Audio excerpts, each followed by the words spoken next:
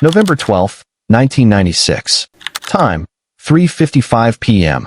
City, Shymkent, Kazakhstan. A Kazakhstan Airlines chartered plane took off. The flight was going to New Delhi. Many small traders from Kyrgyzstan were on board. They were going to India to buy wool. Later, they planned to sell it in Central Asian markets.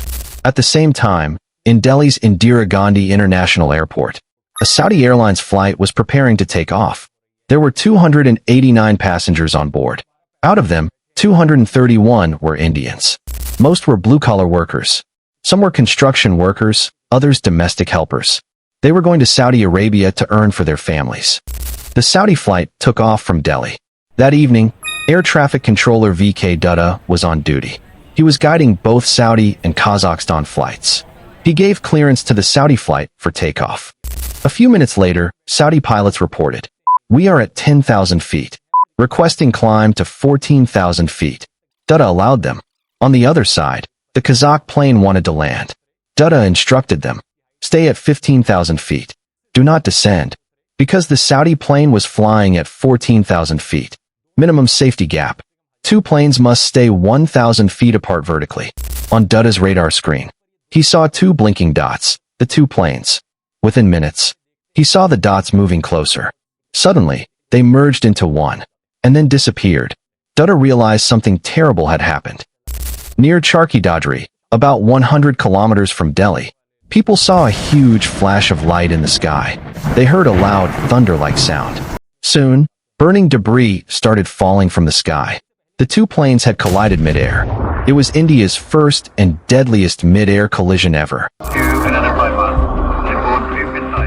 As the search for bodies among the wreckage continued, several Muslim victims of the disaster were buried in a mass grave. Nearby, 70 funeral pyres were being prepared for Hindu cremations.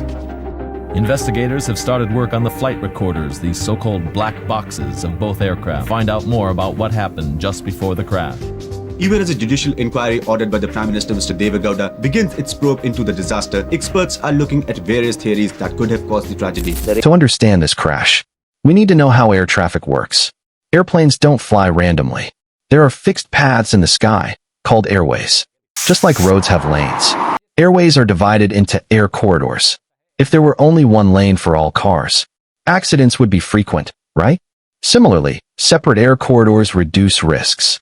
Apart from this, there's the flight level, the height at which a plane flies. The ICAO rules say, two planes must have at least 1,000 feet of vertical separation and a 14 kilometers horizontal safety radius. Air traffic controllers, ATCs, monitor planes. They track a plane's position, speed, and altitude. On their radar, planes look like blinking dots. How do ATCs get this data? Through radar, a system using radio waves. There are two types of radar. 1. Primary radar measures horizontal distance. 2. Secondary radar measures altitude more accurately. In the 1990s, Delhi Airport used only primary radar. Secondary radar wasn't installed yet. Because of this, ATCs had to constantly talk to pilots to confirm their altitude and speed. They noted everything manually and calculated flight paths. Delhi was a busy airport. 20 to 30 flights took off and landed every hour. The ATC job was extremely stressful. In fact, in the 1990s, ATC work was called the most stressful job in the world. More stressful than doctors or race car drivers.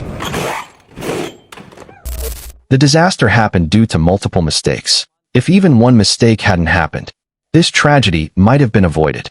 First assumption. Officials thought the Saudi plane climbed above 14,000 feet. But black box data showed it stayed at 14,000 feet. So the real cause was that the Kazakh plane descended from 15,000 feet to 14,000 feet, even after being told not to. Why?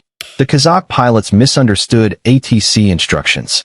The black box revealed they weren't listening carefully. They were complaining about Delhi's air traffic. They didn't understand English properly.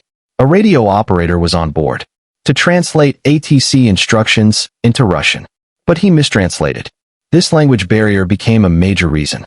There were some other problems as well, like 1. Single air corridor. One route for both incoming and outgoing planes. 2. No secondary radar. ATCs couldn't confirm altitude precisely. 3. Poor communication. Pilots and ATCs relied only on voice instructions. After the Charkhi Dadri tragedy, huge reforms were made. 1. Separate air corridors. Incoming and outgoing planes now use different paths. 2. Mandatory TCAS. In 1998, India made TCAS, Traffic Collision Avoidance System, compulsory.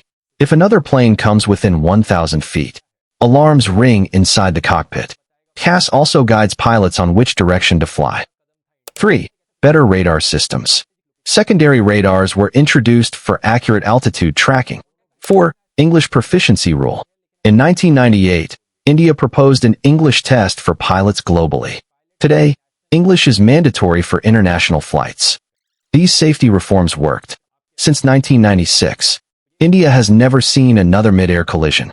However, other types of plane crashes still happen, but for different reasons, like the China plane crash and the Malaysian Airlines tragedy.